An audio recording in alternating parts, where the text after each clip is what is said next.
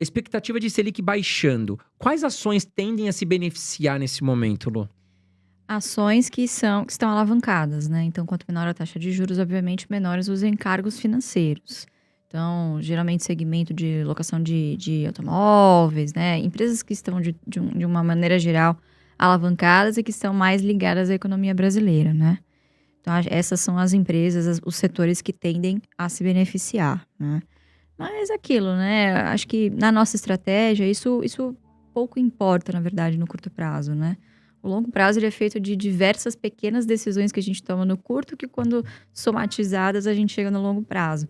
Então, o que vai mudar na nossa estratégia é o quanto nós estamos comprando dos mesmos setores, né? Legal, Lu. Então, taxa de juros caindo, acho que a economia como um todo se beneficia, né? Sim, com certeza. Ações de varejo, né? Que É. apanharam muito, construção civil, são empresas que Infraestrutura. podem se valorizar. Mas também são ações que vocês nem olham, né, Lu? Vocês não gostam de. A gente conhece o perfil de vocês não gostam de construção, de varejo, né? Não é um setor que você investe.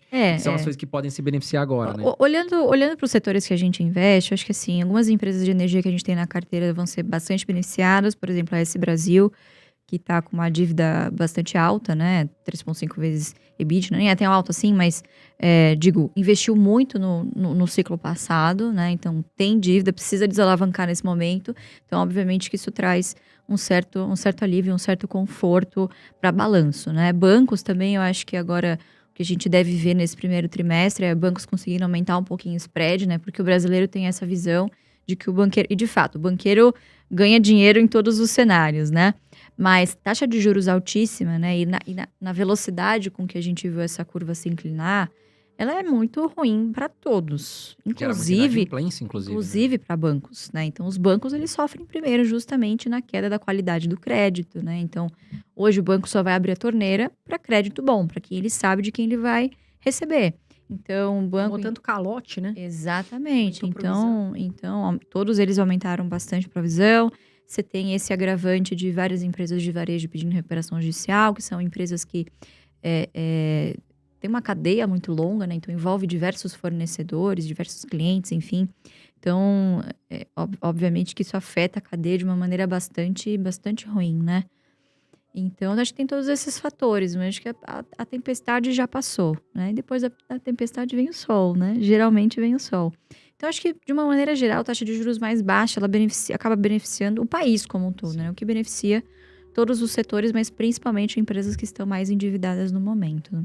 Que é a questão da Movida também, né? A Movida tá alavancada, né? Mas ainda assim, a Movida é uma empresa... Aliás, eu quero até agradecer a Movida, porque a Movida tem muito... Assim, os preços são excelentes e o atendimento da Movida comigo é muito bom. Então, obrigada, Movida, que realmente eu nunca tive um problema. Agora, a Movida, ela é alavancada, mas ela tá barata, né? Dizem que ela é uma ação que tá, assim, ok, né? Pelo que ela... Não saberia dizer. Poderia dizer uma história muito bonita aqui, mas não acompanho o case. Vocês não investem em locação de carros, não acompanho. Né? Aliás, depois eu quero até saber se você aluga carro. Vamos falar sobre isso ainda. Mas, Lu, olhando a Bolsa hoje, na sua opinião, você acha que a Bolsa tá barata? E por quê? Se está barato ou se está caro, na sua opinião. Aí tem que ter explicação. Acho que a gente tem que olhar números sempre, tem que olhar dados, né? Se você pega aí o PL da Bolsa, ela tá extremamente descontada nos múltiplos atuais, né? Em relação à média aí dos últimos 10 anos. Não tô com o número aqui, mas... Eu acho que é 5. 5 ou 6 vezes. 5, a média é 15. Tirando o Petro e Vale, enfim. Então, assim, extremamente descontada, mas obviamente, à luz do que a gente vê daqui em diante, né? O que os investidores pensam, né? Difícil você pensar a longo prazo num cenário de taxa de juros a 13%. É muito tentador você aproveitar a renda fixa, né? Então, é difícil você encontrar um investidor, por exemplo, que pense nas suas finanças em formas de caixinhas, né? Que é o famoso portfólio, né? Que o pessoal fala. Mas facilitando a linguagem. A sua caixinha do curto e médio prazo está sendo extremamente bem remunerada, mas a sua caixinha do longo prazo, você não pode negligenciá-la. Você precisa continuar a manter os seus aportes, principalmente agora, em que os preços estão extremamente descontados.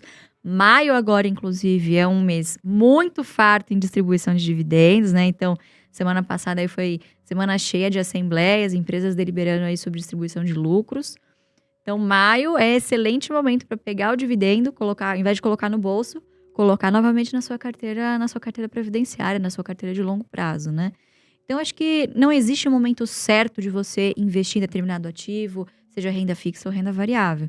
Você tem que alocar de maneira a colocar os seus recursos nas caixinhas corretas, nos produtos corretos, de acordo com o seu objetivo.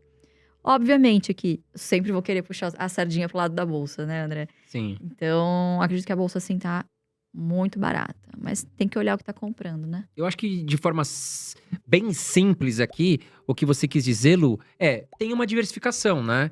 E estipule um percentual para cada classe de ativos que você quer, para que você saiba o que você precisa comprar, né? Porque senão a pessoa, ela fala, agora é hora de renda fixa. Ela concentra tudo em renda fixa. Exatamente. Mas ela não tem uma estratégia, ela não determinou percentuais para a carteira dela, né? E aí ela fica cega. Poxa, ela já tá lotada de renda fixa. E as ações estão num momento barato agora. Ela poderia equilibrar um pouco, né?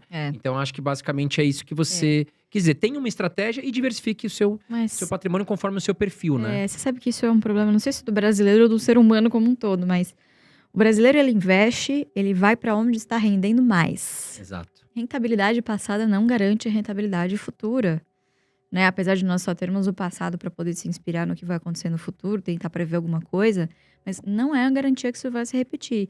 E via de regra, as pessoas geralmente chegam por último e querem sentar na janelinha. Geralmente, quando você chega querendo sentar na janelinha, já todos os assentos já estão tomados. Exato. Quer dizer, você chegou tarde demais. Então, é preciso ter também, cultuar esse pensamento meio que anticíclico. Caramba, se tá todo mundo querendo a renda fixa, será que você não tem boas oportunidades no que a manada tá fazendo? No contrário do que a manada tá fazendo, que é a renda variável? Certamente. Certamente.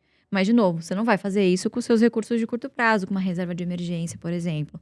Porque daí você incorre num erro básico, que é você ter que vender, se desfazer de um ativo de renda variável por necessidade. Exato. Né? Então, esse é um erro que você tem que evitar ao máximo, né? Tem que mitigar ao máximo. E a maneira mais correta de você fazer isso é você dividir aí nas caixinhas, né? Estabelecer os percentuais aí que te deixam mais confortáveis. Agora, Lu, eu sei que você gosta muito de elétricas. Amo. Nós também. Maria aqui. Tomada. Pra mim, Carol, é o melhor setor da bolsa. Pelo menos assim, foi o que eu comecei e é o que eu não pretendo tirar. Vai comigo até bem velhinha. Você, Lu, quais são as 3 elétricas, se você pudesse falar hoje? Olha, são as minhas queridinhas, são as que eu gosto. Quais empresas do setor elétrico você falaria? Taesa, AES e Taesa de novo. Taesa, pode repetir de novo? Taesa 4, Taesa 11. Não, mas brincadeiras à parte, eu não sei o que aconteceu com os investidores, que agora tem uma ojeriza, não pode falar a palavra follow-on. Meu Deus, a pessoa fica de cabelo em pé, meu Deus, que coisa terrível. Como se fosse um negócio, faz parte de você, numa sociedade, colher não só os frutos dos dividendos, mas você também ter que, de vez em quando, aportar na companhia. Né? Obviamente que tem que ter análise aqui de quais projetos, para que você está querendo dinheiro. Sim. Né? Então, acho que o pessoal está muito traumatizado com os IPOs recentes. Acredito que seja essa a explicação mais a explicação corrente, mais plausível. Teve outros follow-ons que aconteceram. Teve recentemente não, uns 2 anos atrás, da JHSF, que foi assim, muitas pessoas falavam que ele teve manipulação e que, né, eu esqueci o nome mas que inflaram os preços das ações e aí, né, a empresa fez um follow-on e depois despencou. Então, acho que o pessoal tá um pouco machucado, né, Lu? Não, mas o follow-on, obviamente, ele é um dos sintomas de mercado em alta. Quer dizer, a empresa vai querer captar, se ela tem bons projetos e o mercado está em alta, é um momento perfeito, porque você pode dar algum pequeno desconto para o seu acionista e você vai ter aderência, porque o mercado está com excesso de liquidez e também está positivo, quer dizer, tá otimista. Agora, você captar num momento difícil de mercado como que a gente tá hoje, né, é complicado e você só vai poder contar com o acionista que realmente é fiel, né? Então, a Taesa é uma empresa com controle definido, quer dizer, isso que eu tô falando de captação, de follow-on, é um boato que surgiu. Muitas vezes até a própria empresa, vamos soltar essa informação, vamos ver, uma espécie de balão de ensaio, não sei, tô aqui, né, eu sou de conselho de administração, eu sei como é que funciona, não sei, não conversei com a Taesa sobre isso, tô aqui, né, só imaginando. Mas muitas vezes serve como um balão de ensaio para ver como que o mercado, para testar, para ver como que o mercado vai receber, né? Então tem controle definido, que é a CEMIG junto com ISA-CETEP. Não é de hoje que a gente sabe que a CEMIG quer vender a sua posição e não tem um comprador definido. Tem muitas questões também atreladas com a joint venture da Lupar. Enfim, a questão é mais complexa do que simplesmente vender a participação da CEMIG a mercado, né? Mas se precisar capitalizar, o acionista tem que procurar entender. Legal, tá capitalizando, então quer dizer que tem um projeto bom. E vem, de fato, um grande leilão da ANEEL agora no final de junho, que é importantíssimo. Tanto o TRPL quanto o Taesa se posicionarem. Né? Taesa, principalmente, tem... TRPL, principalmente, que tem algumas RAPs grandes vencendo, né? Por vencer. Taesa também, 2030. Então, o pessoal fica se preocupando com 2030 e não faz o básico em 2023, entendeu? Então, assim, se a empresa vier com uma proposta de follow-on e um desconto atrativo, eu vou aportar. E compro mais ainda se puder. Porque, geralmente, o preço tende a convergir para o valor da captação. Me perguntam muito, mas muito da Taesa. O que eu posso falar? Taesa, você é muito queridinha. Na minha carteira, você é o meu anjinho. Paga bons dividendos, empresa redonda, dívida muito tá dentro aí das elétricas, né? Um pouco, as elétricas alavancam um pouco mais. Mas a Taesa, você é muito queridinha. Todo mundo me pergunta e eu sempre vou falar bem de você. Agora, tem muita gente, inclusive, falando, é hora de vender Taesa? Não. Se vender, eu compro. Nós estamos assim, eu só não compro a Taesa empresa porque eu tô sem tempo, entendeu?